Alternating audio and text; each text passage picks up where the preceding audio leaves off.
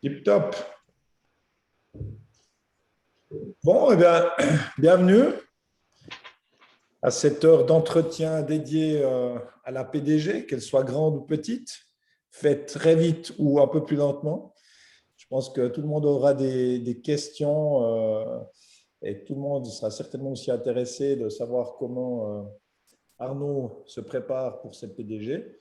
Et puis moi, j'aurai aussi plaisir à pouvoir vous donner quelques informations sur comment s'alimenter peut-être correctement avant, pendant, après peut-être, mais il faut déjà réussir à finir. Donc tout ça, on va en parler. Et puis aussi ce qu'il faut boire, pas boire, etc. Et puis partager aussi ces expériences entre le côté plus théorique avec quelqu'un qui pratique un haut niveau de ski alpinisme depuis quelques années. Et puis, si tu es d'accord, Arnaud, tu te présentes en quelques mots, si tu veux bien, parce que ça fait maintenant quelques années qu'on collabore ensemble, que tu es un athlète BN Nutrition, donc ça fait plaisir que tu sois parmi nous. Ouais, volontiers. Bonsoir à tous. Merci d'être là. Alors, je m'appelle Arnaud Gasser, je viens de Verbier et je fais du ski alpinisme. Je suis dans l'équipe suisse depuis 2013. J'ai franchi un petit peu tous les échelons de junior à maintenant les catégories élites, avec principalement les courses et le circuit de la Coupe du Monde. Mais bien sûr que le circuit de la grande course et la PDG, c'est quelque chose qu'on aime toujours faire et qui sera au calendrier cette année. J'ai déjà pu vivre une grande PDG et une petite. Et puis pas mal d'annulations aussi. Donc voilà, la préparation pour la PDG, je l'ai déjà faite plusieurs fois, que ce soit pour la petite ou la grande, avec départ ou sans départ. Et puis voilà, ça me fait plaisir de pouvoir partager avec vous quelques conseils et expériences ce soir. C'est cool, merci Arnaud. Et puis, on a notre modératrice de charme, Laura Clot, qui est collaboratrice BN. Est-ce que tu nous dis deux, trois mots, Laura, et puis aussi comment on va faire au niveau des questions Oui, avec plaisir. Bonsoir à tous, merci d'être là. Ce que je vous propose, c'est si vous en avez l'occasion, ce serait vraiment sympa de mettre les caméras. Ce sera un petit peu plus sympa aussi pour Olivier et Arnaud de savoir à qui ils parlent. Et puis, n'hésitez pas à poser des questions. Donc, soit vous pouvez le faire avec le chat de Zoom, et puis éventuellement, je reprendrai pour les interrompre en fonction. Soit, vu qu'on n'est pas énormément, je pense que vous pouvez aussi directement mettre le micro et poser les questions directement à Olivier et Arnaud. N'hésitez pas à vraiment participer. Ça se veut, comme on l'avait écrit sur Facebook, comme quelque chose de très interactif. Donc, n'hésitez pas. Merci Laura. Alors maintenant, on est effectivement quasi un mois, on peut le dire. Ça dépend les départs, évidemment. Pour certains, c'est juste dans un mois. D'autres, ce sera, je crois, à peu près un jour avant. C'est juste, Arnaud, je suis assez correct. Ouais, il y a 2, 3 jours d'intervalle entre la première et la deuxième course. Donc on peut dire qu'on est à un mois maintenant, ouais. Un petit peu moins d'un mois pour certains. Par rapport à l'entraînement, Arnaud, comment ça se passe un mois avant un départ comme ça? Est-ce qu'on est encore dans une phase où on est dans de l'intensité, dans du foncier? Comment ça se passe? Tu peux un peu nous donner des informations, en tout cas en ce qui te concerne?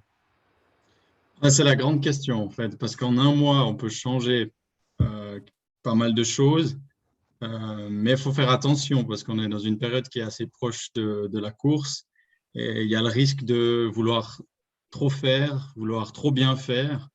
Et on voit souvent des gens qui en font trop et puis finalement, le jour de la course, ils sont peut-être dans une forme moins bien que ce qu'ils étaient un mois avant. Donc, c'est toujours une période délicate. On peut changer des choses, mais il faut faire attention. Et je suis allé voir dans mes plans d'entraînement 2018 ce que j'avais fait pour préparer la patrouille. Et puis, je ne sais pas si je peux partager l'écran, mais peut-être ça pourrait valoir la peine que je vous montre un petit peu ce que j'avais fait brièvement en quelques minutes. Et ça peut donner aussi des idées. Je ne sais pas si Laura, tu peux me permettre de partager l'écran. Je suis en train de regarder, je crois pas. Sinon, au pire, envoie-moi et puis je peux partager moi, si jamais. Euh, je peux Est-ce que pas tant- j'ai une question un peu comme ça qui me vient à l'esprit? Est-ce qu'on peut rattraper ce qui n'a pas été fait? Parce qu'en matière d'alimentation, celui qui a 10 kilos de trop en un mois du départ, ça risque quand même d'être compliqué. Est-ce qu'en matière de dénivelé, parce qu'on parle toujours d'avoir fait X kilomètres de dénivelé, est-ce qu'on est toujours dans cette ordre-là? Parce que moi, c'est ce que j'entends chez les personnes qui viennent me voir pour un plan au niveau nutritif. Comment ça se passe un peu? Ouais, bah, c'est là tout le danger, en fait, de vouloir rattraper parce qu'il y a peut-être eu un retardement dans la préparation. Voilà, on a tous quelque chose à côté et puis des fois on prend un petit peu de retard. Et là, c'est un grand danger parce que je pense pas qu'un mois avant de trop en faire, ça soit la solution. En tout cas, je le conseille pas. Et pour moi, ce qui est vraiment important finalement, c'est l'état de fraîcheur sur la ligne de départ. Donc, c'est mieux de continuer sur le même rythme d'entraînement dont vous avez l'habitude et puis avoir une phase, ce qu'on appelle dans le sport de tapering, ça veut dire gentiment alléger au fur et à mesure des semaines, au fur et à mesure qu'on se rapproche de la course pour entretenir la forme physique, ce qui a été travaillé jusque-là. Le but, c'est plus vraiment, d'ici 2 semaines, ça sera plus vraiment d'élever cette forme physique, mais ça sera simplement de la maintenir avec l'input d'entraînement nécessaire, avec la même fréquence dont vous avez l'habitude. Vous peut-être gentiment réduire le volume en s'approchant le volume d'heures d'entraînement. Toujours garder cet input et ce qui va faire que vous arrivez au départ frais. Et ça, finalement, c'est hyper important. Et à 4 semaines, Arnaud, du départ, tu pourrais nous donner, par exemple, la semaine qui va venir, qu'est-ce que tu fais? Et puis aussi la semaine avant, finalement. Alors, pendant les prochaines semaines, il y aura des entraînements d'endurance de base assez longues en altitude. Ça sera vraiment l'objectif des prochaines semaines. Et puis, ce qui est important, c'est faire attention de récupérer de ces entraînements en altitude. Donc, si vous faites un week-end, 2 longues sorties, alors c'est important de veiller à bien récupérer de ça avant de peut-être remettre un week-end par-dessus dans 2 semaines. Et puis, ce que je suis allé voir en 2018, ce que j'avais fait pour la patrouille. Et la semaine avant la course, donc la course était le samedi, la semaine là, j'ai fait que 50 minutes d'entraînement avant la patrouille des glaciers. Donc, mon but vraiment à J-6, J-7, c'était vraiment la fraîcheur et de récupérer et d'être le plus frais possible au départ. Donc, je dirais dans les 2 prochaines semaines, il y a encore du volume qui est possible et c'est peut-être important de le faire, bien récupérer de ce volume et ensuite vraiment miser sur la fraîcheur.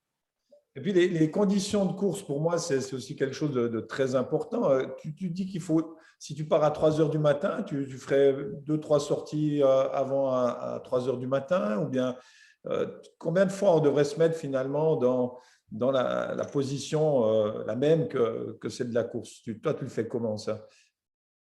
Alors, bon, il y a 2 solutions. Soit vous avez déjà une expérience avec des courses qui se déroulent de nuit, ça peut être des trails ou un effort semblable qui se déroule de nuit. Soit vraiment une fois peut-être se mettre en condition parce que c'est vrai que c'est pas un horaire habituel. Normalement, on dort à ces heures-là, donc le corps réagit pas tout à fait pareil. Et puis, s'il n'y a pas la possibilité de vraiment ou la volonté de vraiment se mettre dans ces horaires de nuit, suivant vos départs, en tout cas, s'entraîner peut-être en début de soirée ou en conditions de nuit avec la corde ou des choses comme ça pour se rendre compte parce que des fois c'est un petit peu surprenant la nuit comment on perçoit l'effort et tout ça et ça vaut vraiment la peine de se mettre en condition. En fait, moi j'encouragerais de se mettre vraiment dans toutes les conditions de course. Donc si possible, faire une fois un entraînement vraiment aux horaires de la course, il ne faut pas que ça empiètre trop sur la récupération et le planning qu'il y a autour, mais si possible, je le conseille. Avec aussi tout ce qui va être comment tu penses t'alimenter aussi avant la course pour que tu te mettes à tous les niveaux dans ce moment de course qui évidemment sera différent parce qu'il y a plus de stress, etc. Mais là aussi, ton alimentation, elle est déjà calquée à la course, j'imagine. Exactement, ouais. En fait, ce que je déjeune à la patrouille, c'est pas forcément ce que je déjeunerais pour une course qui est à 8 h ou 9 h du matin. C'est un petit peu différent. C'est des choses qu'il qu'il faut anticiper, tester, surtout tester et anticiper parce que ça peut être un peu surprenant. Alors là, je parle de manière générale parce qu'à la patrouille, il y a des départs qui s'étalent de 9 heures à 3 heures du matin pour la grande et puis pour la petite, ça va jusqu'à 6 heures du matin. Donc, on a vraiment une variété d'horaires et ça, je conseille vraiment tout le monde de soit tester, soit se projeter en fait dans cet horaire avec sa connaissance personnelle. Qu'est-ce que j'ai envie de manger combien de temps avant la course, comment je digère, et tout c'est des questions qu'il faut anticiper parce qu'on est avec le stress en plus par-dessus ça, on peut vite tomber, on peut vite être surpris et puis c'est dommage parce qu'il y a toute une préparation en amont et c'est dommage s'il y a des mauvaises surprises, l'expérience est moins chouette, disons. Oui, puis là, il y a aussi tout ce qui est lié au sommeil qui est important parce que, comme tu viens de le dire, il y a des gens qui vont partir à 10 heures du matin, d'autres à 3 heures du matin. 3 heures du matin, il y a des gens qui me disaient moi, je ne dors pas avant parce que je suis trop excité, donc ça ne me sert à rien. Comment je me prépare à ça? Est-ce que je suis sur place? Enfin, c'est quand même une vraie organisation pour essayer de mettre toutes les chances de son côté. En tout cas, je pense que ça aussi, ça se prépare. Exact, ouais. Avant, je faisais allusion en 2018 à ma dernière semaine, enfin les derniers 5 jours avant la course où j'ai fait que 50 minutes d'entraînement. Je savais de toute façon que j'allais quasiment pas dormir avant le départ. Donc là aussi, j'ai essayé de limiter un maximum la fatigue en sachant que ma dernière nuit, elle ne serait pas de bonne qualité et que j'allais partir sur une course en ayant fait nuit blanche, alors qu'on sait que c'est peut-être pas idéal de ne pas dormir avant un effort. Donc, c'est aussi des choses auxquelles il faut penser parce que si vous arrivez déjà là avec de la fatigue, en plus vous faites une mauvaise nuit avec le stress ou vous ne dormez pas du tout, vous ne mettez pas toutes les chances de votre côté. Après, les Français aussi, que ce serait presque mieux, plutôt que de mal dormir, de rajouter un stress parce que tu aimerais dormir et tout, de faire quasi une nuit blanche parce que tu sais que dans les 24 heures, tu seras encore performant et que en fait, tu vas rembourser finalement ces dettes de sommeil plutôt à 48 heures, 72 heures. Exact, ouais. Finalement, pas dormir, c'est pas un problème. Il faut juste l'anticiper, se connaître. Il y a des gens qui dorment très bien et puis finalement, c'est pas un problème. Avec l'adrénaline et le stress de la course, la fatigue, elle se fait assez vite oublier. Et il y a une notion, moi j'aime aussi parler parce que toi, là, tu as un objectif qui est un objectif évidemment très compétition. Ce sera de faire combien d'heures d'objectif? Je dirais entre 6h30 et 7h pour la grande Voilà. patrouille. Ouais. Donc, pas tout le monde a le même objectif. Donc, ça veut aussi dire que pour moi, la notion de plaisir dans le sport, elle est importante. Et là, il y a 10 jours, j'ai fait une émission pour la TV là, de Valaisanne avec Yannick Ecker. Et ce qui ressortait beaucoup avec Yannick, c'était cette notion d'équipe et de plaisir. Tu peux un peu en parler de ça parce que je trouvais que c'était vachement intéressant aussi de mettre ça en avant avec cette histoire d'élastique. C'est ce sport finalement au monde où tu peux tirer ton partenaire pour l'aider, quoi, quelque part. Ouais, c'est sûr que la patrouille, enfin, de manière générale, dans le ski alpinisme, pour moi, les courses par équipe, c'est vraiment, ça fait partie des plus belles courses parce qu'il y a cet esprit, en fait. Et ça fait toute la différence de courir avec une équipe très soudée ou une équipe, voilà, on s'est mis un peu ensemble comme ça. Et je trouve que ça vaut la peine de vraiment entretenir ce lien qui est ensemble et de partir sur la même longueur d'onde. J'ai vécu 2 expériences, une fois sur la petite où finalement on a terminé à 2. C'était un petit peu dommage parce qu'on n'était peut-être pas sur la même longueur d'onde. Et une expérience en 2018 sur la grande où on a eu quelques problèmes. Un de mes coéquipiers avait quelques problèmes, mais on avait tellement défini les objectifs et les éventualités, on était tellement soudés que finalement, on a terminé en dehors de l'objectif qu'on voulait. Mais finalement, on était heureux de terminer à 3 et d'avoir passé ce moment ensemble. Et ça, finalement, ça devrait être l'objectif numéro 1 de toutes les patrouilles, que ce soit pour la performance ou pas pour la performance, finalement. C'est hyper important, ce lien d'équipe et de s'écouter les uns les autres et de aussi connaître forces et faiblesses de ses coéquipiers pour éviter de se tirer une balle dans le pied, en fait. Oui, puis ce qu'on entend toujours aussi dans le monde du trail et dans le haut niveau, c'est que de toute façon, tu auras toujours des moments où tu seras dans le dur, quoi. Sinon, ce serait comment dire, c'est pas une course d'école. Donc, à quelque part, tu dois aussi accepter que tu auras des moments où tu vas être dans le dur et qu'à un moment donné, ça va repasser, ça va mieux aller, ça ira de nous moins bien, etc. Ça, tu peux un peu expliquer ça? Ouais, il y a toujours, de toute façon, dans une course, un moment où ça va moins bien et que ça paraît dur. Des fois, c'est peut-être mental, des fois, c'est réellement la fatigue physique. Et ce qu'il faut s'imaginer, c'est qu'à trois, en principe, c'est à tour de rôle. Et puis, c'est mieux que ce soit à tour de rôle, comme ça, il y a de l'entraide. Parce que si c'est les trois en même temps, ça devient compliqué. Mais donc, il faut accepter ça. Il faut comprendre aussi que c'est pas parce que un membre de l'équipe va moins bien maintenant que ça sera toujours le cas et les choses tournent.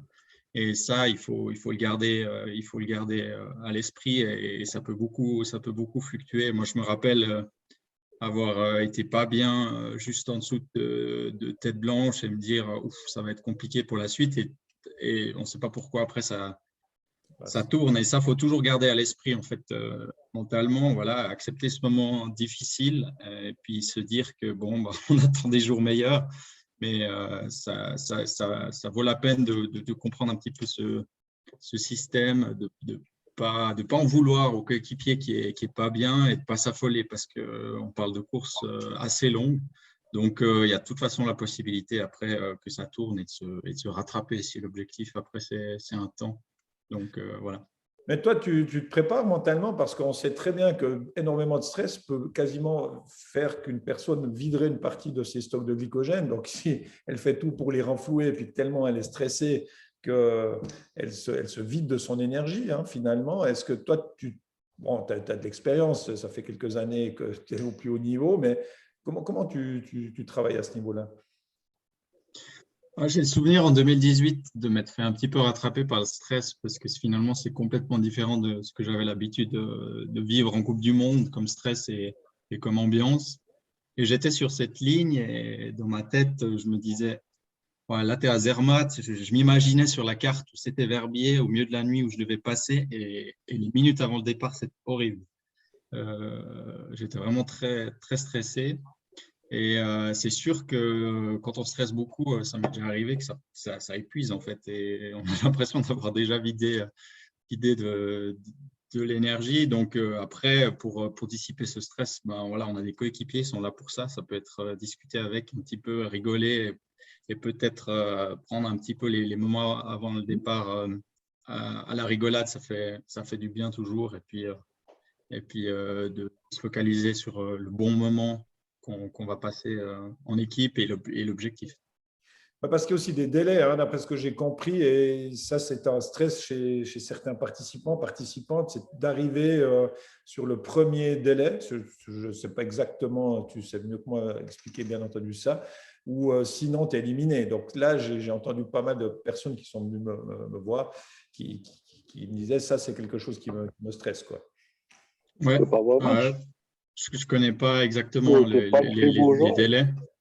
Et puis, c'est sûr que c'est quelque chose qu'il faut anticiper, mais il ne faut pas trop se focaliser, enfin, faut pas trop stresser là-dessus aussi, parce qu'il y a le risque d'en faire un petit peu une obsession, de trop pousser. Et puis finalement, on passe juste le délai, mais on ne passe pas celui d'après parce qu'on a trop poussé pour passer le premier. Il faut être conscient du délai, mais il ne faut pas non plus, je dirais, en faire une obsession. Et puis, on se rend assez bien compte avec ce qu'on fait à l'entraînement, si c'est réalisable les délais. Il faut être un peu conscient. Ouais, imaginez la fourchette dans laquelle on va se trouver, mais ouais, attention à ne pas trop stresser avec ces délais. Et puis au niveau du matériel, tu peux nous parler un peu du matériel parce que je pense que là aussi, c'est quand même assez technique, aussi par rapport au fartage, à toutes ces choses-là, par rapport à comment sera la neige. Tu peux nous parler un peu de comment toi, tu te prépares à ça? Le fartage sur une patrouille, c'est tellement long que finalement, les skis que vous farterez, peut-être après à la mi-course, le fart que vous venez de mettre, le dernier fart que vous avez mis, il ne sera plus là, plus là. Donc, moi, ce que je peux encourager à faire pour vraiment le fartage, la semelle du ski, c'est d'entretenir vos skis maintenant dans ce dernier mois très régulièrement. Et plus important que le dernier fartage que vous ferez, ce qui sera important, c'est combien de fois vous l'avez farté dans l'hiver. Donc, pour ceux qui n'ont pas trop farté leur ski pendant cet hiver, vous avez un mois pour le farter 2-3 fois par semaine si vous avez l'énergie. Ça nourrira la semelle et c'est ça qui va compter à la fin. Il faut pour les pots de phoque, bien sûr que c'est important de peut-être les imperméabiliser ou les farter. Je ne sais pas ce que vous avez l'habitude de faire. Ça peut se farter avec farte classique et en fer ou les imperméabiliser. Et faire attention de ne pas trop vouloir farter parce que la nuit, on peut avoir des conditions de printemps très gelées et ça glisse beaucoup. Et puis, en deuxième partie de course, il fait très chaud. Et puis là, on aurait bien envie que nos pots soient fartés. Alors, peut-être prévoir plusieurs paires de pots. Une paire fartée pour la deuxième partie de course si on anticipe qu'il va faire chaud en fonction des conditions météo. Puis une première paire avec une bonne croche qui n'est pas trop usée pour les parties de nuit et très glacées. Voilà. Les conditions de printemps, il faut se méfier. On peut perdre une énergie folle avec des pots qui ne tiennent pas.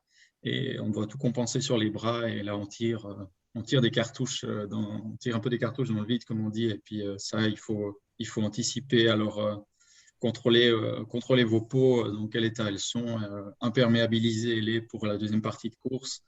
Et puis, ayez une bonne croche aussi, parce que pour la petite patrouille, je pense au premier mur d'Arola qui est très, très raide et puis qui peut être gelé. Et puis, ayez aussi des couteaux, si vous êtes plus à l'aise avec le système des couteaux, ça peut permettre quand même d'économiser pas mal d'énergie. Ok, merci. Puis il y a l'encordement aussi, hein, qui est un point, pas pour la petite, il y a pas l'encordement physique, il n'est pas nécessaire, il faut la corde dans le sac. En principe, je ne sais pas cette année, on verra, mais pour la grande, par contre, il y a un encordement et du ski encordé. Je ne peux que vous conseiller de vous entraîner à ski encordé.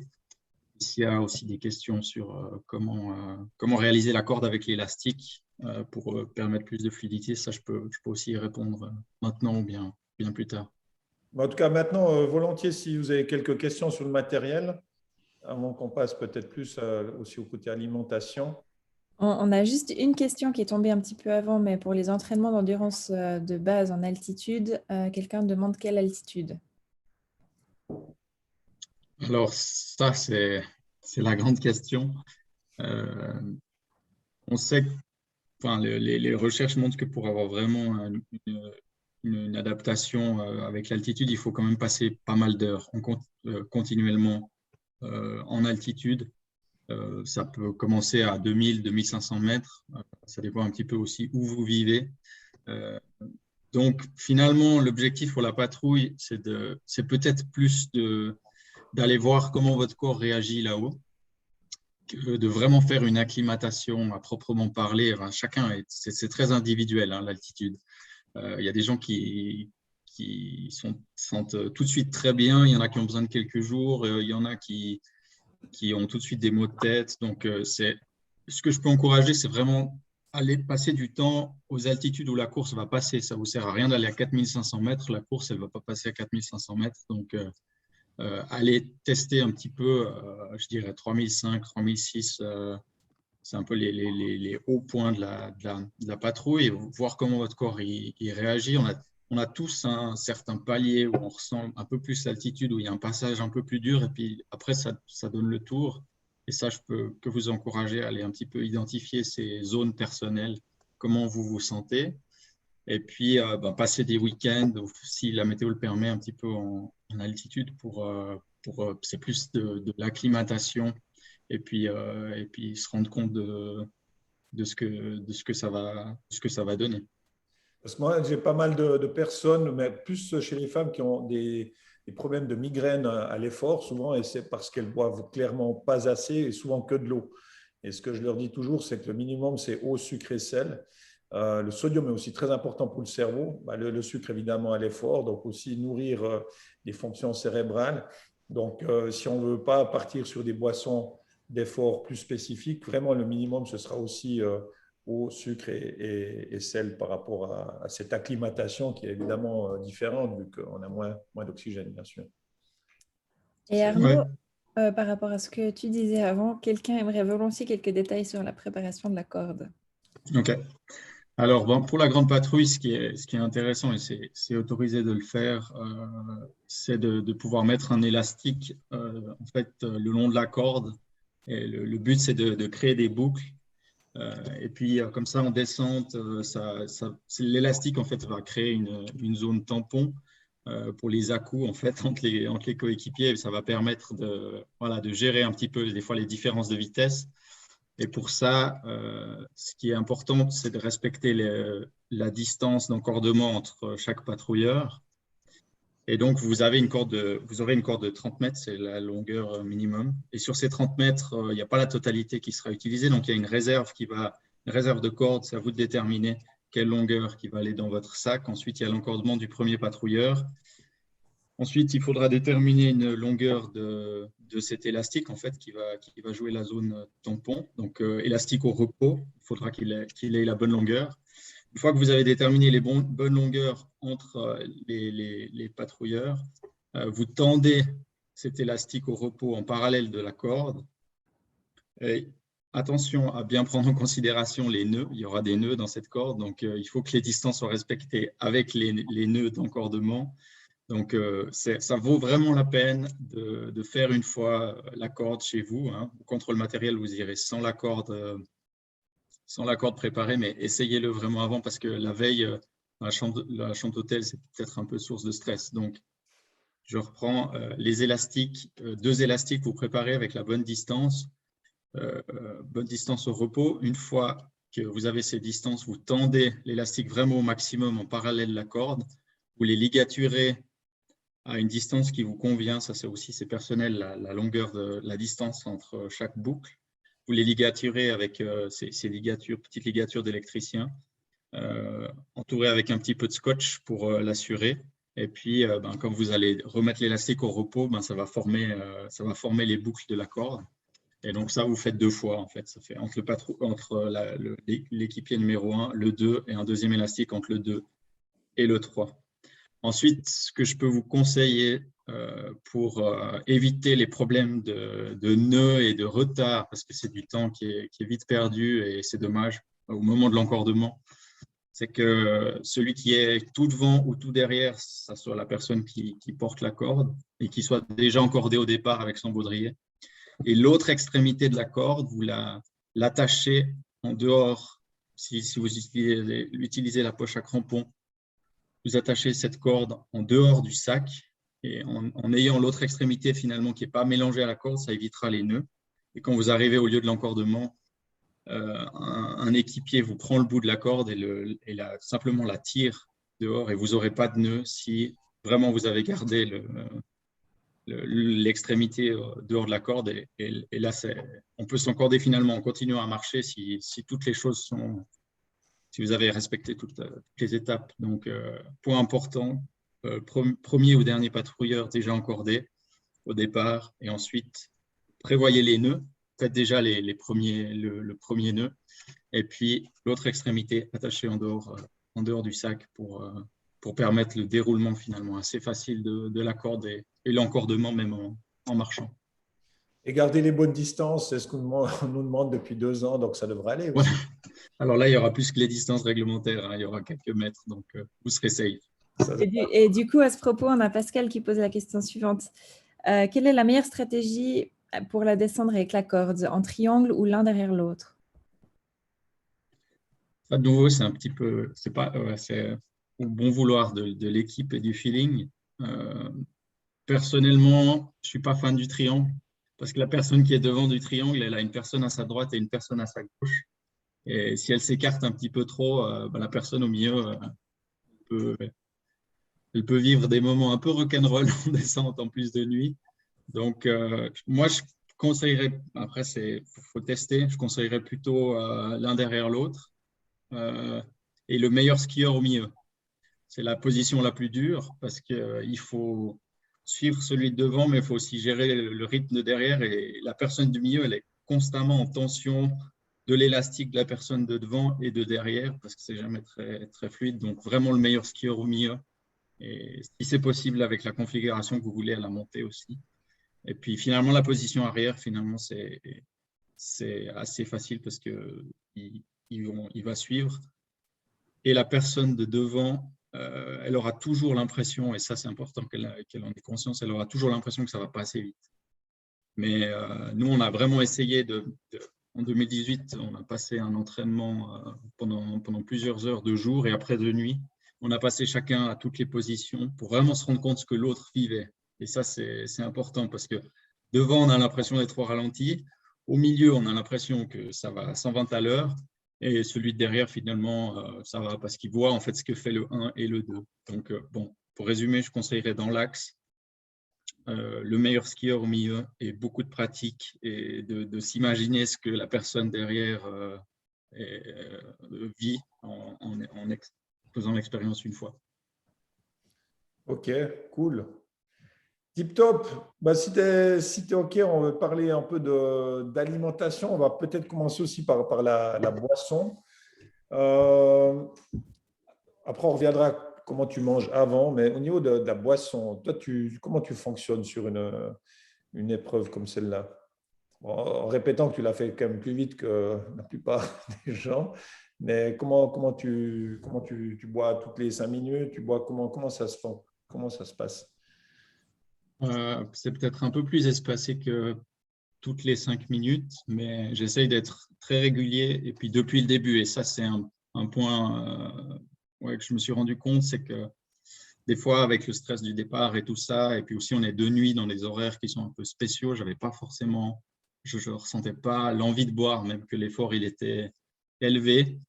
Et ça, il faut s'y préparer et puis être conscient de comme de mettre une alarme et se dire il faut boire régulièrement parce que vous ne rattraperez pas ce que vous n'avez pas bien bu ou pas régulièrement au début. Et je préconise aussi des petites quantités parce qu'il peut y avoir aussi des mauvaises surprises avec si d'un coup on se dit ah, j'ai pas bu là maintenant pendant 1 heure ou 1 heure et quart, j'avais pas soif et puis d'un coup paf, on boit vraiment pas mal.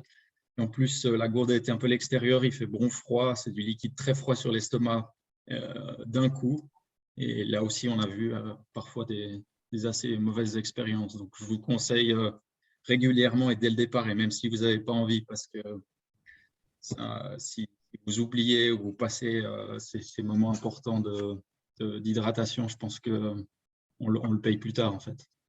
Et des gels, toi, qu'est-ce que tu penses des gels pour les personnes qui ont tendance à avoir peur d'être tout d'un coup en hypoglycémie? Je ne suis pas très fan des gels. C'est plutôt,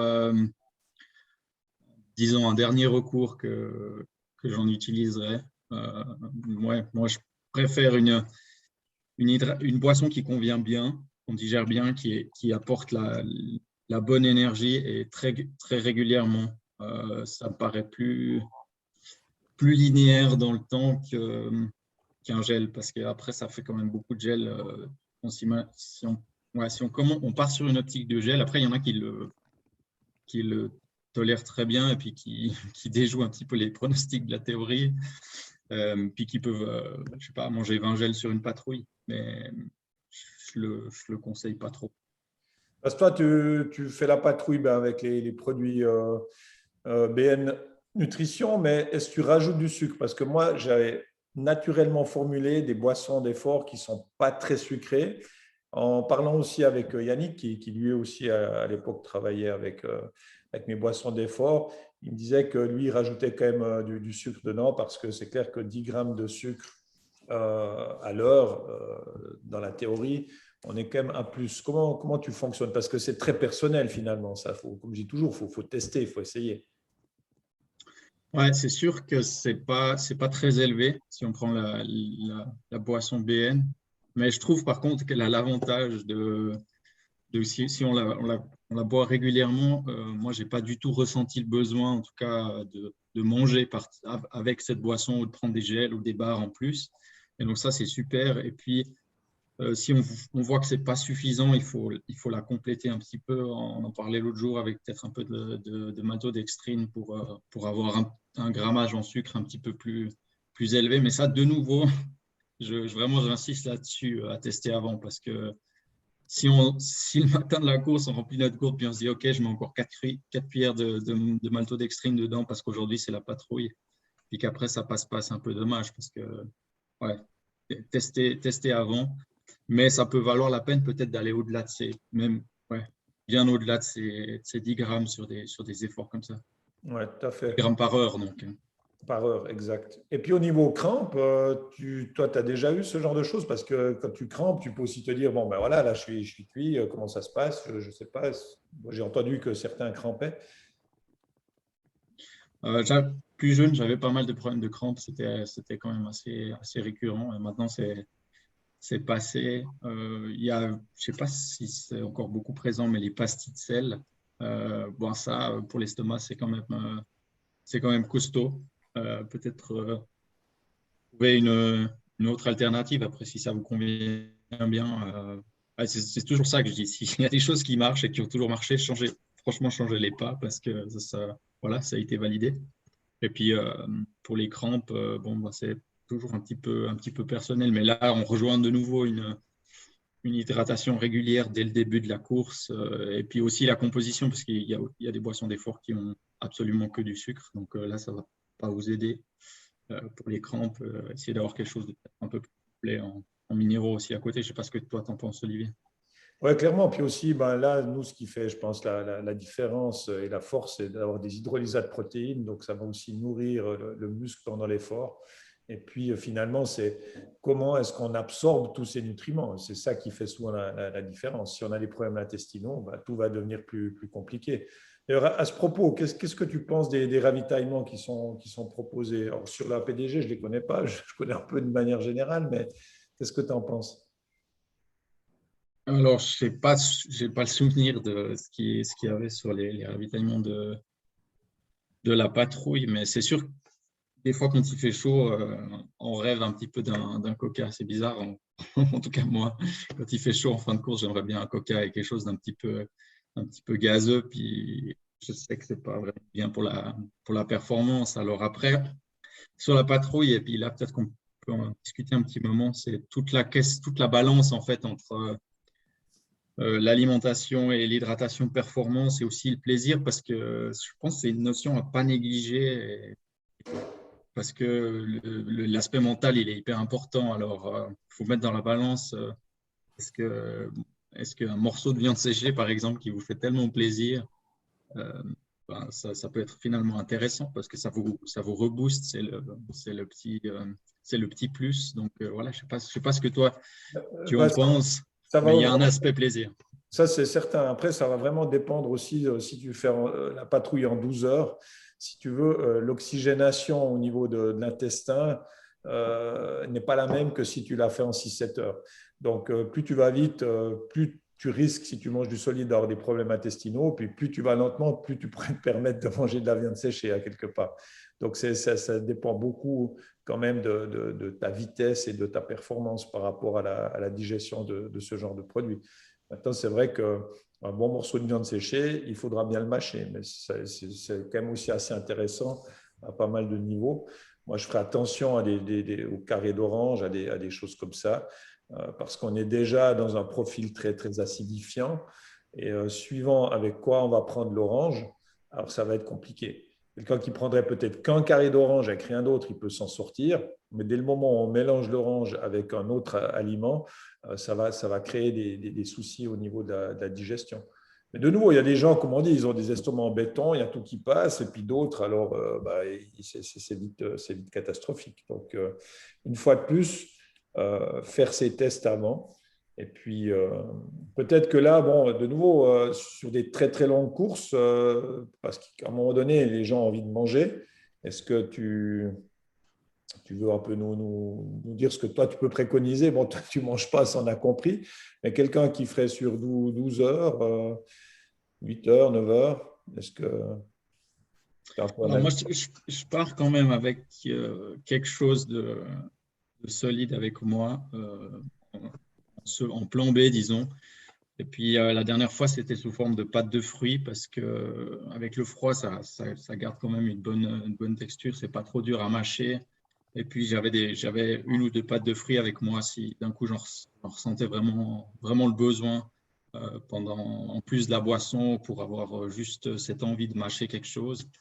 Donc ça peut être intéressant. Et puis après, il y a aussi des très bonnes barres de céréales ou barres d'effort. Et puis avec des bons goûts. Puis là, on rejoint aussi l'aspect plaisir, en fait. C'est vrai que moi, à l'entraînement l'été en vélo, j'aime bien manger quelque chose quand il y a des longues sorties. Donc, pâte de fruits, ce serait mon choix numéro un.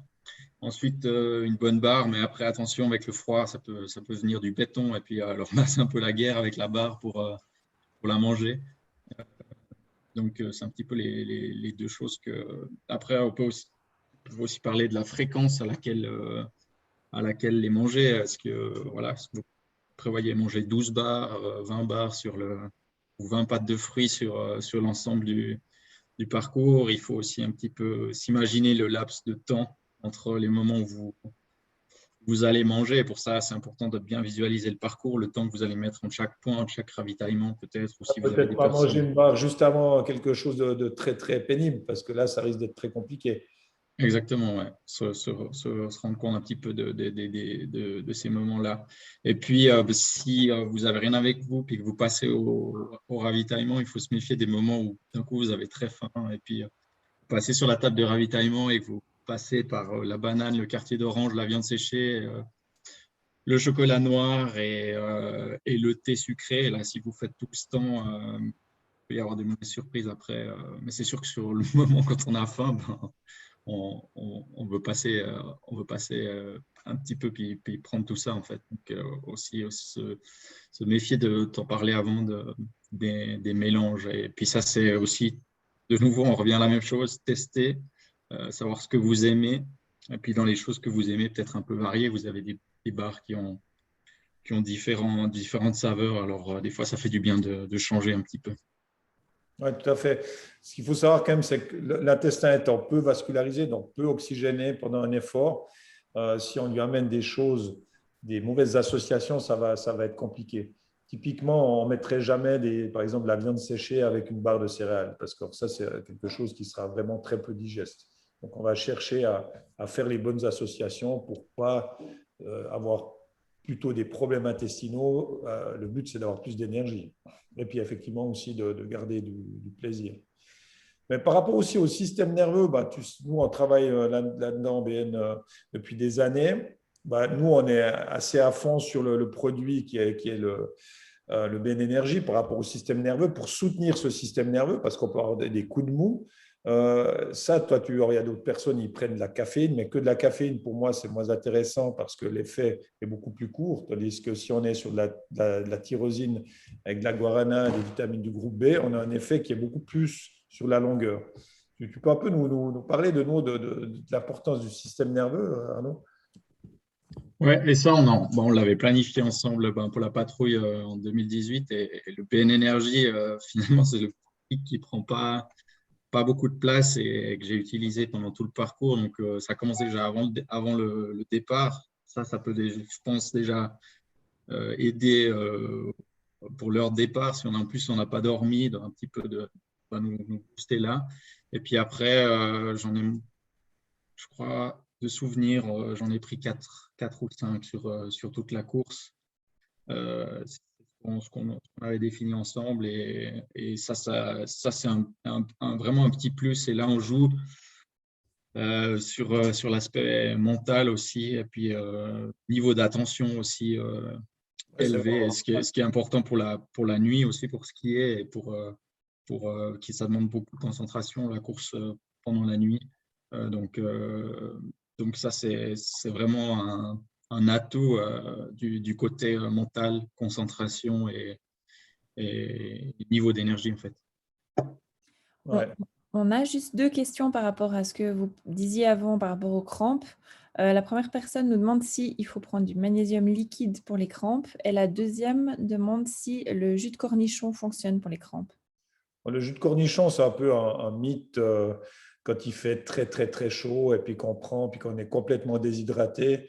Le jus de cornichon peut effectivement aider, surtout lié au sel, hein, parce que évidemment, le jus de cornichon, c'est bourré de sodium. Mais pendant une course, il y a quand même beaucoup mieux à faire. Ça, c'est un peu le dernier moyen, je dirais, quand on est au bout du fart. Mais c'est clairement pas ce qu'on va prendre dans des ravitaillements. Et puis après, pour le liquide, pour les crampes, ce qu'il faut comprendre, c'est que les crampes, elles peuvent être liées à beaucoup de facteurs différents qui sont simplement des carences en magnésium. Ça peut être ça. mais très souvent, on va retrouver finalement tout ce qui est circulatoire qui n'est pas très, très bien, lié à un gaz qui est l'oxyde nitrique et qui finalement fait véhiculer correctement l'oxygène. Et là, on va beaucoup plus travailler sur la betterave, hein. Pour moi, la betterave, le jus de betterave, certaines marques font même des shots de betterave, mais ça, c'est des produits qui sont très intéressants. Et je dirais que la semaine avant, vous pouvez vous boire régulièrement du jus de betterave, manger de la salade de betterave. Ça aura vraiment un impact très, très intéressant et ça permettra de mieux faire circuler l'oxygène dans tous les muscles. Donc, de toute façon, prendre un peu plus de magnésium, ce sera toujours bien, mais peut-être que le problème des crampes ne vient pas du magnésium. Puis c'est toujours magnésium, potassium, sodium, hein. On a un peu ces habitudes de dire crampe égale magnésium, mais c'est quand même un peu plus compliqué que ça. Je ne sais pas si tu veux rajouter quelque chose, Arnaud. Non, je suis tout à fait d'accord avec toi. Merci sur ça. Et puis maintenant, alors toi, tu vas partir à quelle heure? À 6 heures? Ce dernier départ, c'est 3 heures du matin à Zermatt. Ouais. 3 Donc, heures du matin. comment ça se passe quand on part à 3 heures du matin au niveau de ton alimentation? Comment tu fais? Déjà, allez, partons sur le jour d'avant à midi. Alors, le jour d'avant à midi, je mange assez normal, ça veut dire dans ce que j'ai l'habitude de faire. Un peu de féculents, protéines et pourquoi pas des légumes. Je sais que des fois on entend surtout pas de légumes dans ces heures avant la course. Alors, je sais pas ce que toi tu en penses. Moi, ça me gêne pas du tout. Ce qui est cuit, pour moi, il n'y a pas de problème. Je commencerai à limiter les crudités, mais ce qui est cuit, il n'y aura pas de souci. Voilà, donc ça, on est à midi. Le soir, encore un repas. Attention au soir, vraiment. Ça, on entend aussi souvent, c'est l'envie de surmanger, de se dire, OK, encore une assiette, encore une assiette, encore une assiette. Je ne suis pas sûr que c'est très utile, surtout que si après vous voulez essayer de dormir rapidement parce que la nuit va être courte, si vous avez trop mangé, ça va être compliqué en pleine digestion. En plus, dormir, c'est sûr qu'il faut bien manger, mais je me focaliserai pas trop, je stresserai pas trop sur le fait de dire ouf, je vais manquer, la course, elle va être dure, ça va être long, il faut que je mange beaucoup. Je ne sais pas ce que tu en penses, Olivier, aussi sur comment les stocks de glycogène se refont, si c'est vraiment utile de se gaver le soir. Non, mais ça, de toute façon, pas. Et puis, toi, tu es quand même plutôt pasta partie ou bien tu passes sur autre chose? Non, alors la 2018, j'avais pris tu sauras mieux me dire, c'était du quinoa. Du Bjorg, là, avec le mélange. Ouais, exactement, tomate olive, Ouais. que j'adore, qui peut se Ouais. réchauffer ou bien se manger comme ça. Et ça, j'avais mangé, je ne sais plus les quantités, mais un paquet ou un paquet et demi de ça. C'est 250 grammes un paquet. Ouais. Ok, alors ça devait être un paquet et puis encore peut-être un peu de protéines à côté, mais plus il y avait au restaurant de l'hôtel un petit peu de poisson, donc c'était ça et du poisson. J'avais demandé à l'hôtel s'il pouvait me réchauffer ça et puis là aussi, n'hésitez pas si vous avez peut-être des intolérances ou des problèmes de prévoir pour vous quelque chose en amont plutôt que d'arriver là et puis qu'il y a que ce qui vous convient pas à disposition et puis là vous enlevez déjà un petit peu des points, vous vous pénalisez déjà avant même le départ de la course. Donc là aussi, c'est en fonction des habitudes de chacun. Mais moi, ça avait très, très bien marché. D'ailleurs, j'adore ça, le quinoa tomate olive. Là, en plus, c'est super vite préparé. Donc, pour moi, c'était parfait. Ouais, les produits Bjorg sont très pratiques et c'est des produits de qualité, effectivement.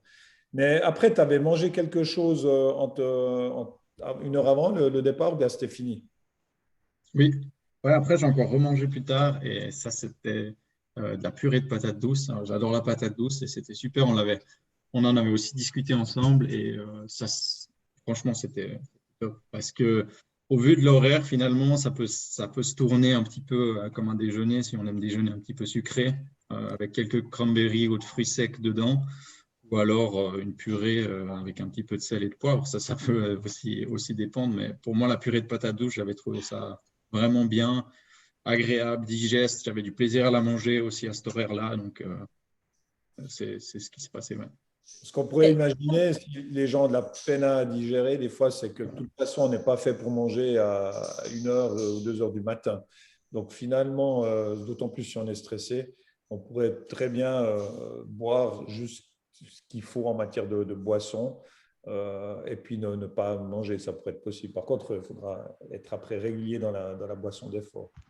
Quelqu'un nous demande pour un départ vers 23 heures, faut-il commencer à boire et à manger des petites portions déjà dans la soirée? Tu veux répondre d'abord Arnaud, puis je peux toujours reparler de ça. Ouais, moi, je commencerai peut-être pas trop tôt avec une boisson d'effort. Euh, du point de vue de, peut-être après, on s'en lasse un petit peu, hein. Si on part pour 12 heures et qu'on a déjà commencé déjà à 16 heures l'après-midi avec la même boisson, peut-être que vers la fin de course, on n'en aura plus trop envie. Ça, c'est peut-être le premier point. Mais par contre, ça peut être intéressant, pas très loin du départ, je pense, pour déjà un petit peu s'habituer et puis peut-être compenser ce qui se perd sous forme de stress. C'est les deux points que je vois. Je ne sais pas ce que toi t'en penses. Alors là, la question, c'était plutôt, si j'ai compris, si la personne part à 23 heures, si elle commence ouais, effectivement à prendre régulièrement quelque chose. Pour moi, ce serait plutôt alors de manger, je dirais, vers 20h30, plus tard 21 heures, pas manger trop tard, parce qu'on sait que nos fonctions digestives ne fonctionnent plus, pour ainsi dire, à partir de 22h, 22h30, et puis que c'est comme ça hein, par rapport à notre fonctionnement hormonal. Donc, de faire un bon repas à ce moment-là. Et puis, alors après, si on est trop stressé, pourquoi pas partir sur, par exemple, de nouveau des fruits, enfin fruits secs plus particulièrement. Mais moi, je n'essaierai pas de tout le temps grignoter quelque chose. Ça me paraît pas être une très, très bonne idée à ce niveau-là. Et on a quelqu'un qui nous demande comment gérer les points. J'imagine que c'est les points de Ouais, côté. de respiration, hein. C'est un point. Euh, moi, ce qui marche bien, c'est en ski alpinisme, on a un bâton, donc j'essaie de me focaliser. C'est un peu je ne sais pas si vous connaissez la technique de la pierre en course à pied, c'est de prendre une pierre dans la main et de la serrer du côté où vous avez le point. Je pense que c'est plus quelque chose de mental en fait, c'est que vous focalisez votre attention sur quelque chose. Et pour moi, ça a toujours très bien marché, donc ça se passe en course. Simplement, je me focalise sur un bâton plus qu'un autre et en principe, ça va pas. Je ne sais pas s'il y a une explication là derrière, je ne me suis jamais trop intéressé. C'est pas non plus. C'est pas non plus. Mais je pense que c'est quand même beaucoup lié à la respiration, effectivement. Et puis, quitte à peut-être s'arrêter en 5 minutes, je ne sais pas. Ouais, bah, par exemple, on peut parler aussi de la relaxation avec les respirations si bah, on n'arrive pas à dormir et qu'il y a du stress. Alors, peut-être prendre un petit moment pour. Je sais que tu préconises souvent, Olivier, le respire relax et la cohérence cardiaque. Ça, c'est peut-être quelque chose auquel s'intéresser si vraiment il y a un stress qui est trop fort, il y a plein de techniques de respiration pour ça. Et quitte à pas dormir, au moins être un petit peu relax, quoi.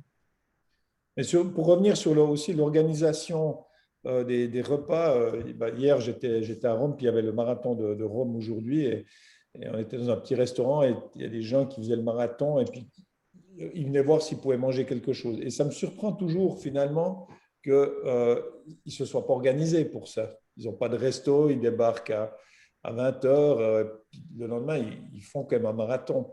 Et moi, les personnes qui sont aussi venues me voir, je leur disais, mais essayez d'aller, on pourrait même regarder sur Zermatt les cartes de certains restaurants ce qui serait bien de manger, parce que moi, je pense aussi qu'on limitera les apports en gluten à ce moment-là, les apports en crudité. C'est clair qu'on ne va pas se manger, évidemment, une fondue le soir avant, on est bien d'accord, mais d'être quand même déjà aussi organisé pour ne pas rajouter un stress supplémentaire, surtout qu'il y aura beaucoup de monde, quoi, qui voudront aller manger dans ces différents restaurants. Et peut-être le mieux, comme on en avait parlé, puis tu avais fait en 2018, c'est de préparer sa gamelle à quelque part pour enlever ce stress supplémentaire à quelque chose qu'on aime bien manger et d'être aussi vraiment préparé à ce niveau-là. C'est toujours ça de gagner. Et avec le repas de midi, la même chose, déjà de savoir où est-ce que je vais aller, quoi, comment. Je pense que toute cette organisation permet de moins être stress au moment du départ. Je ne sais pas ce que tu en penses. Ouais, c'est sûr, c'est des petites choses en fait, mais si ce n'est pas anticipé, euh, bah, ça peut vite créer un petit peu un stress supplémentaire parce que il y a trop de monde au resto, parce que bien sûr, il y a plein de coureurs partout, on ne peut pas y aller, ou bien dans 2 heures, mais dans 2 heures, c'est trop tard. Donc, ça ne joue pas, il faut aller là, mais finalement, la carte, ça joue pas non plus. Alors après, il y a des personnes, tout leur va, et puis ben, il n'y aura pas de problème de ce côté-là. Mais si vous savez que vous voulez manger certaines choses, que vous tolérez pas certaines choses, et ben, alors là, c'est vraiment le plus safe finalement, c'est de prendre avec soi. Hein. Donc, et puis quitte à manger dans la chambre d'hôtel, mais aussi, je pense que les hôtels à Zermatt ou ailleurs, quand il y a la patrouille, ils sont au courant qu'il y a cette course et que l'hôtel est rempli de ces personnes et que voilà, il peut aussi lui demander moi, j'avais demandé de réchauffer juste avec le poisson ce que j'avais amené. Il y avait pas eu de souci. Donc, voilà, Ouais. peut-être anticiper un petit peu ça. Et Voilà. d'ailleurs, Ouais, d'ailleurs, moi, je vois aussi, Laura, les œufs à 3 heures du matin avant la course, c'est une bonne idée. En fait, l'œuf à digérer, ça prend normalement 45 minutes, hein, si on n'a pas de problème de digestion de l'œuf, avec le jaune même. Donc, si on a du plaisir à manger de l'œuf à ce moment-là, puis qu'on le digère bien, on considère en moyenne, hein, parce qu'on a tous des systèmes digestifs différents, que ça prend à peu près 45 minutes. Donc, notre fameuse omelette, banane, œuf à ce moment-là, c'est quelque chose qui pourrait super bien passer, sachant aussi que le chaud est mieux digéré, c'est plus digeste. En plus, bah, après, il va faire froid. Donc, moi, je considère que si on peut manger quelque chose de chaud avant de partir, un porridge, ça sera aussi bien, mais pas avec des fruits frais parce que ça crée de la fermentation et là, on reprend un risque au niveau de la digestion. Avec des fruits secs, ça passera très bien. Donc, c'est des petits détails, mais qui ont leur importance par rapport aux bonnes associations des aliments. Voilà sur les œufs. Je ne sais pas si Arnaud, tu veux rajouter, tu n'as jamais mangé des œufs à 3 heures du matin. Non, je n'ai jamais fait ça. Par contre, j'en mange tous les matins, plusieurs. Mais pour la patrouille, non. C'est pas quelque chose. J'étais assez content avec cette purée de patates douces finalement. Ça me demandait moins de préparation. Elle était là. Ouais. Donc voilà. Mais je le tolérerai aussi tout à fait bien. Et puis, on verra ce que je fais pour cette année. Mais ouais, ça peut aussi être une solution. Et toi, tu es quelqu'un qui t'hydrate beaucoup d'une manière générale parce que souvent, on a tendance justement à boire que quand on a soif. Et puis, la plupart des personnes sont souvent pas assez hydratées. Est-ce que tu as l'impression que ça, c'est aussi un élément qui est important? D'autant plus si on est en altitude, des fois, on a peut-être encore un peu moins soif. Ouais, c'est sûr que c'est super important. D'ailleurs, c'est marqué sur vos gourdes. Hein. Quand tu as soif, c'est trop tard. Donc, c'est vraiment un point à prendre en considération. Moi, après, en ski alpinisme, c'est ça le problème, c'est que, en tout cas, ce que je vois en Coupe du Monde, et ça, c'est quasiment vrai pour tout le monde, on ne boit pas du tout assez. Parce que, déjà, on a les mains occupées avec les bâtons. Donc, pour boire, souvent, ça demande d'utiliser peut-être une main, il y a moins d'appui, et puis surtout, on a déjà tous fait l'expérience quand on est dans un effort intense, qu'on boit et après, on a l'impression qu'on cherche notre souffle parce que voilà, on était en train de boire, donc c'est un petit peu les côtés désagréables de la boisson, mais ça vaut la peine, franchement, d'insister là-dessus. Il y a même sur les montres, vous pouvez programmer une alarme ou une vibration de la montre toutes les 15 minutes, 20 minutes, enfin, peu importe le timing que vous souhaitez. Si vous avez tendance à oublier de boire parce que vous n'avez pas soif à l'effort, peut-être un petit rappel pour garder la notion du temps. Peut-être que vous sauterez 1 ou 2 alarmes, mais au moins vous avez ce rappel qui vous donne un petit peu de régularité dans l'effort. Et puis attention aussi, on peut peut-être aussi en parler, du gel des boissons, parce qu'on peut avoir envie de boire, mais peut-être qu'on ne peut pas. Donc ça, c'est encore une autre situation. Mais, ouais, moi, je pense que la notion aussi de prendre du temps, parce que pas tout le monde a des ambitions de chrono comme toi ou de podium, mais finalement, des fois, c'est peut-être mieux de s'arrêter 5 minutes, de vraiment bien boire, comme quand on parlait de la viande séchée, de bien la mâcher, de prendre du temps, et puis finalement, après, de bien repartir. Parce que ces 5 minutes, entre guillemets, de perdu là, vont être peut-être 20 minutes de gagner plus tard. Ouais, et puis même là, on parle de 5 minutes, mais ça peut aussi prendre 30 secondes, même si ça fait du bien de s'arrêter 30 secondes et de voir. C'est sûr que ça peut. Je pense que si on pense à l'ensemble de la course, ça peut valoir la peine de s'arrêter régulièrement 30 secondes et pour avoir plus d'énergie à la fin, parce que ce sera plus bénéfique toutes ces pauses qui finalement donnent de l'énergie au corps à travers la boisson ou la nourriture que de simplement dire voilà, je suis dans l'effort, j'y vais jusqu'au moment où il n'y a plus en fait. Donc, Là, c'est aussi la communication du groupe, parce que certains ont peut-être, parce que bon, la plupart des entraînements se font souvent de manière individuelle, pas tout le monde se retrouve tout le temps à trois, et puis d'en parler avant, parce qu'il y a peut-être quelqu'un qui va te dire, ouais, mais moi, je n'ai pas besoin de boire toutes les 15 minutes, moi, j'ai besoin de boire toutes les 30 minutes, etc. Ça, je pense que c'est aussi important d'être très clair au départ. Oui, exactement. Il faut bien connaître. On en revient à connaître ses coéquipiers, force-faiblesse, ou pas forcément force-faiblesse, mais ses caractéristiques et ses envies. Il faut savoir que voilà, si on est devant puis qu'on accélère au moment où l'autre il boit, bon, vous n'aidez pas votre équipe parce que vous êtes en train d'asphyxier la personne de derrière qui essaye de suivre. Et puis après, il y a aussi, on parle de la notion de temps, de boire régulièrement, mais après, il y a aussi une notion de terrain. Il y a des fois où c'est raide et puis qu'on est dans l'effort et puis que finalement, c'est tout simplement pas possible de boire. Ou je pense à des moments de portage où on utilise les cordes fixes. Ce n'est pas des moments c'est pas des moments où il faut boire. Donc, il faut anticiper aussi des fois peut-être au détriment de la régularité, de dire bon, voilà, il y a le portage de la Rosa Blanche ou le col de Riedmaten qui arrive. Peut-être que je bois un petit peu maintenant avant d'avoir les mains occupées et puis d'essayer de me démener dans ce portage ou avant qu'on arrive à Rolla, peut-être avant de repartir dans le mur, c'est peut-être le bon moment de boire parce que après il y a ce grand mur gelé qui nous attend et là ça sera plus compliqué de boire. Donc voilà, un petit peu aussi jouer avec le terrain et les petits moments de répit et puis on récupère mieux et puis regarder ses coéquipiers aussi hein. Quand ils sont en train de se ravitailler, quand est-ce qu'ils ont besoin de se ravitailler, peut-être ça vaut la peine de diminuer la cadence sur 30 secondes aussi. Ouais, clairement, clairement. Il y a une bonne question là quand même aussi, c'est comment on fait pour avoir finalement passablement d'eau? Est-ce que camelback, comment ça se passe? Bon, là, c'est tout sur les ravitaillements, Ouais. que ça soit que ça soit le ravitaillement de la course ou du ravitaillement personnel avec la famille, des proches, des amis qui viennent ravitailler sur les points de ravitaillement de la course.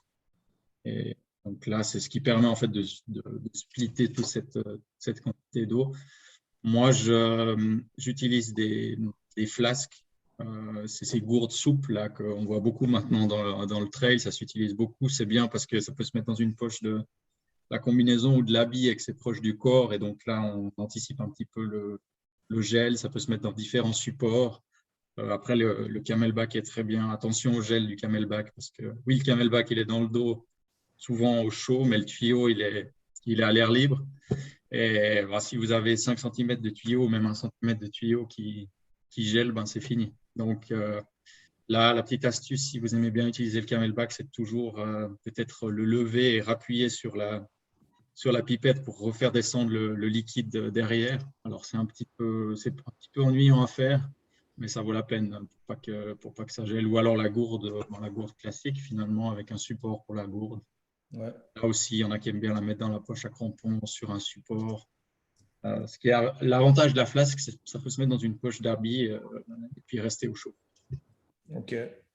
Et quelqu'un pose la question, comment fais-tu pour ne pas manger solide pendant toute la course alors qu'il m'a été conseillé de m'alimenter toutes les heures dans un sport d'endurance vélo?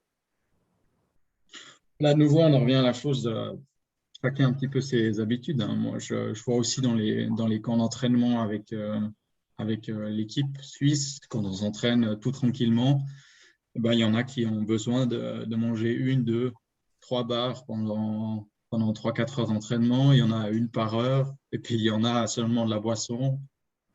Ça, c'est de nouveau hyper individuel. On peut vous conseiller quelque chose et puis finalement, ça ne vous convient pas du tout. Donc là, de nouveau, tester. C'est sûr que là, peut-être derrière ce conseil, il y a l'idée d'énergie apportée, mais si dans la boisson, il y allait peut-être 50 grammes ou 40 grammes de sucre par heure, et ben, finalement, ils vont remplacer l'alimentation solide. Avantageusement, même. Ils vont les remplacer avantageusement parce qu'il y aura justement une digestion qui sera beaucoup plus facile. C'est surtout ça qui est intéressant. Il faut comprendre que souvent les gens, après 4-5 heures, vu qu'on a tendance à avoir l'habitude de manger toutes les 4-5 heures, c'est plutôt une espèce d'habitude qui fait qu'on a envie de manger quelque chose. Mais on pourrait très bien, sur encore plus long que 6-7 heures, être que dans le liquide. Et c'était aussi la discussion qu'on a eue avec Yannick quand il avait fait le record de la PDG, où il n'avait rien mangé du tout non plus.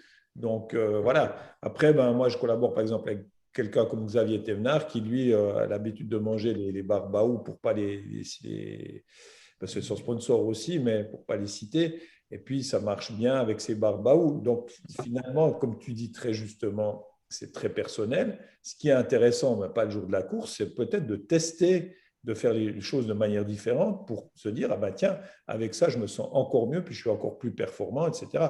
C'est peut-être ça qu'il faut essayer de faire, et puis, mais évidemment pas le jour de la course. Exactement, ouais. Est-ce que vous auriez encore des questions ou Laura, tu voulais rebondir sur quelque chose? Non, du coup, j'avais pas vraiment. Enfin, je pense qu'on a discuté d'à peu près tout. Je pense que s'il y a 2, 3 choses à se souvenir, c'est vraiment voilà, qu'on a notre propre laboratoire et puis finalement, on est toujours un peu là-dedans, hein. Et puis finalement, de tester surtout avant. Il y a Thierry qui pose une question par rapport à la récupération. Cette fois, c'est vrai que c'est un point qu'on n'a pas tellement abordé. Qu'est-ce que vous conseillez, outre probablement une boisson de récupération? Quels sont les conseils pour récupérer ensuite? Le sommeil, hein, déjà, qui est fondamental parce qu'il n'y a rien de plus récupérateur que le sommeil et le sommeil profond. Donc, il faut avoir un bon sommeil. Ça, c'est la base de tout, hein. Souvent, les gens, finalement, ils rajoutent du dénivelé, ils rajoutent de l'entraînement, alors qu'il ferait peut-être mieux de rajouter du sommeil profond, du sommeil paradoxal. Sur les 5 cycles de sommeil, ces 2 cycles sont tellement fondamentaux. Ça, c'est déjà une première chose.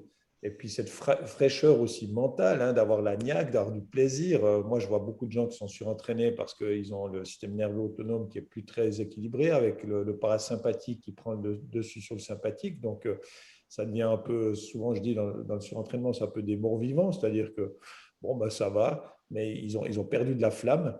Et ça, c'est aussi un peu dommage. Donc, c'est clair que les boissons de récup, bien manger après, bien boire après, tout ça, c'est important, mais c'est en toute.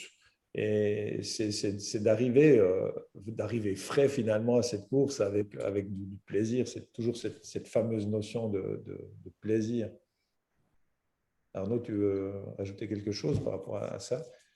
Ouais, je suis tout à fait d'accord avec ça, hein. La récupération, c'est sûr que moi, mon premier réflexe après un entraînement, après une course, quoi que ce soit, c'est la boisson de récupération.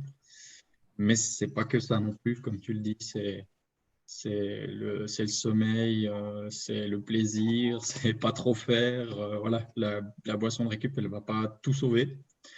C'est un super outil, mais ça sauve pas tout. Et puis là, si on parle vraiment pour la patrouille, si je prends mon exemple, la patrouille, c'est la dernière course de la saison. Peut-être que j'aurais pas la boisson de récup tout de suite là, à la ligne d'arrivée, plutôt profiter du moment et de cet objectif qu'on a fait en équipe et profiter du moment. En fait, là, on profite plus du plaisir. Et ça, Olivier, tu sauras mieux dire que moi que voilà, je pense que quand on passe l'arrivée, il doit aussi se passer quelque chose au niveau du système nerveux et de la récompense et la fin de l'effort et tout ça. Clairement. Et aussi d'accepter que pas tout va se passer comme on aimerait aussi au niveau de la préparation, hein. Vous pourriez tout à fait tout d'un coup choper le Covid, ça peut arriver. Et puis, votre préparation, elle va être perturbée. Finalement, il faut aussi savoir rebondir là-dessus. Je ne sais pas si Arnaud, tu veux dire quelque chose ici par rapport aux blessures, hein, parce qu'on n'en a pas parlé, mais là, tu as eu un problème de talon. Comment, à ton niveau, comment on gère ça? Parce que des fois, ça doit être quand même un peu frustrant. Ouais, c'est sûr. Je peux prendre mon exemple cette saison. J'ai été blessé fin décembre au talon. Heureusement, j'ai pu continuer à m'entraîner en ski de fond. Et je rejoins la question que je vois dans la discussion. Fais-tu de l'entraînement croisé en saison de ski alpi? Cette saison, j'ai fait beaucoup de ski de fond skating parce que ça me faisait pas mal au niveau de ma blessure et ça ne créait pas d'inflammation. Donc, ça aussi, je peux encourager. Maintenant, il y a des belles journées. Ça dépend aussi de où vous habitez. Le vélo, par exemple, c'est une super alternative. Des fois, il faut aussi prendre en compte dans la balance, s'il faut faire 3 heures de voiture pour aller sur les skis, si vous habitez, peut-être des fois, c'est mieux de croiser avec du vélo, de la course à pied, quelque chose qui vous fait plaisir. Des fois, vous serez même gagnant, je pense, de varier, quelque chose qui vous fait tout autant plaisir. Donc ça, c'est pour la notion du croisement et aussi si vous êtes blessé et puis que vous pouvez faire un autre sport, il ne faut pas vous affoler parce que vous ne pouvez pas faire des mètres de dénivelé en ski. Ça, c'est un point important. Donc voilà, il faut voir après en fonction de chaque blessure ce qui est possible. Et puis le Covid, ça me concerne aussi puisque j'en sors. Donc j'ai enchaîné la blessure et le Covid assez fort. Par contre, là, au niveau du Covid, je ne suis pas médecin, mais en tout cas, ce qu'on m'a conseillé, c'est vraiment pendant le Covid, pas d'entraînement. Ça, je crois que c'est important de récupérer déjà Ça, il y a quand même eu pas mal de du Covid. myocardite, donc d'inflammation au niveau du cœur. Donc, sur le cœur, c'est clair que là aussi, il faut être patient. Et je pense qu'à un moment donné, euh, il ne faut pas tout décharger non plus. On le sait aussi avec les fractures, avec plein de choses. Mais il ne faut pas faire n'importe quoi non plus. Puis on ne peut pas rattraper finalement ce qu'on a perdu parce que, oui, on tombe malade. Et ça, je pense que c'est du bon sens. Et puis, il faut être des fois un peu résilient. Ce terme est un peu utilisé à toutes les sauces, mais être un peu résilient et puis se dire, finalement, c'est déjà cool que je vais pouvoir participer et puis que j'aille mieux. Enfin, ça, c'est ma façon de voir les choses. Exactement. Moi, j'ai repris finalement avec de la marche. Donc, j'allais marcher dans le village après le Covid et puis c'était déjà suffisant. Et puis, ça remet en route et des fois, c'est des petites choses, mais plutôt que directement sauter sur les skis ou à l'entraînement et d'aller très, très haut dans les intensités aussi, ça faut se méfier parce que là, on prend de la fatigue avec nous, on l'accumule et puis le jour de la course, elle est là et ça se passe des fois pas comme on a envie. Donc, on revient de nouveau à cette idée d'arriver frais. Et c'est vraiment le conseil que je peux vous donner. D'ailleurs, je suis allé voir avant cette conférence que j'avais fait en 2018. Je ne me rappelais plus exactement en termes d'entraînement. J'étais assez étonné quand même d'avoir fait que 50 minutes d'entraînement la semaine avant et je m'étais senti super bien et je pense que je vais refaire quelque chose de similaire cette année. En fait, il faut se faire confiance à un moment donné. Il faut Ouais, exactement. je suis prêt et puis je n'ai pas besoin de tout le temps essayer de me prouver que je vais bien. Non, je vais bien. J'ai C'est chaque ça. soupe dessus, pardon. C'est ça. Si vous gardez l'input nécessaire, juste, voilà, vous n'allez pas perdre en forme. Il faut pas non plus avoir peur de perdre tout ce qui a été fait jusqu'à maintenant. Ouais, exact. Tip top, je ne sais pas si vous avez encore des questions, des remarques, si vous voulez prendre la parole même. Des questions sur le matériel aussi. J'y réponds très volontiers.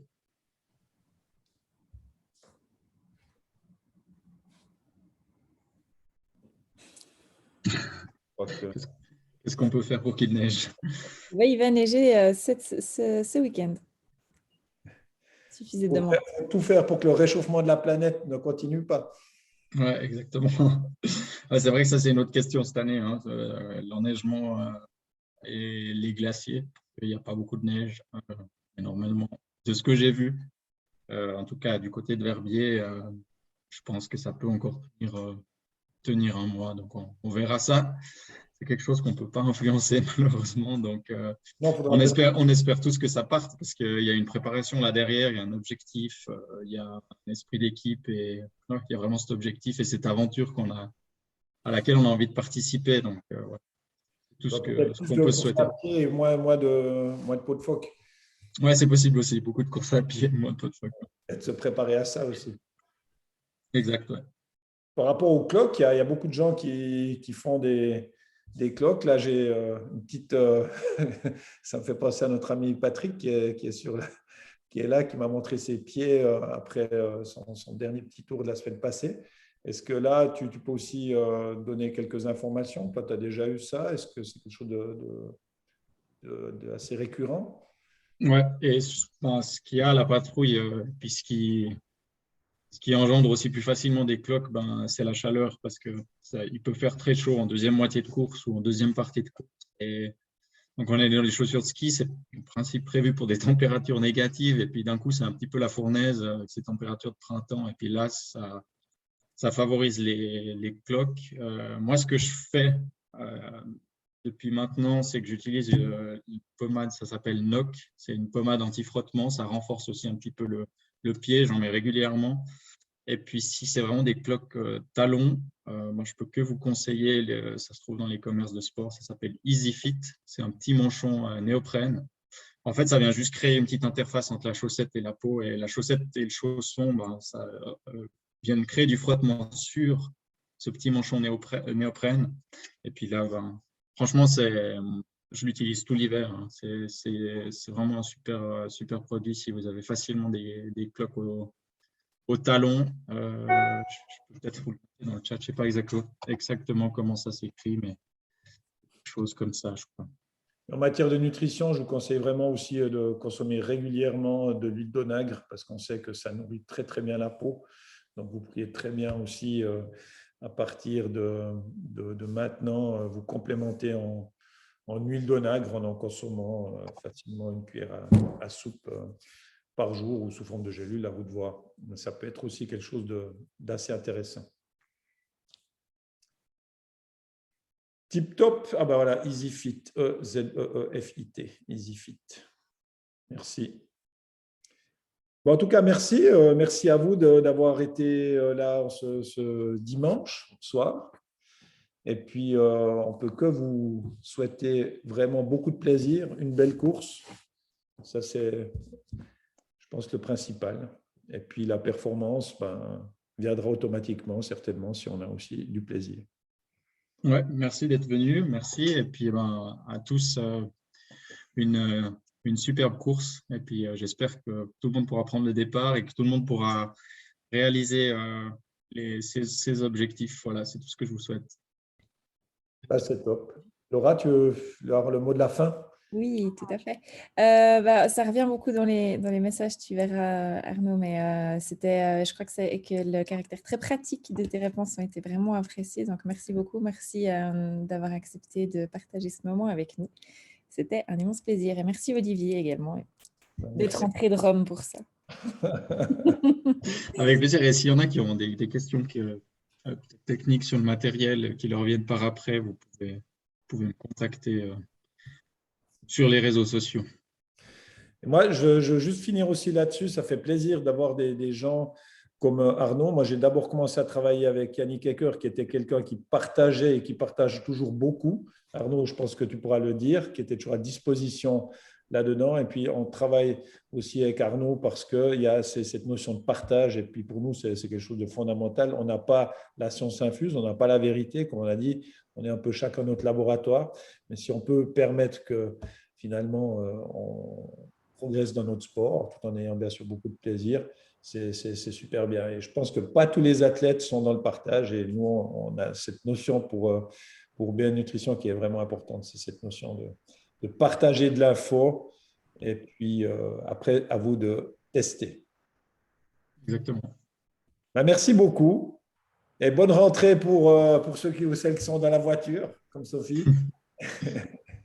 Et puis, à tout bientôt. Bonne course à tous. Merci. Ciao, ciao. Merci, bonne course, bonne soirée. Bonne soirée.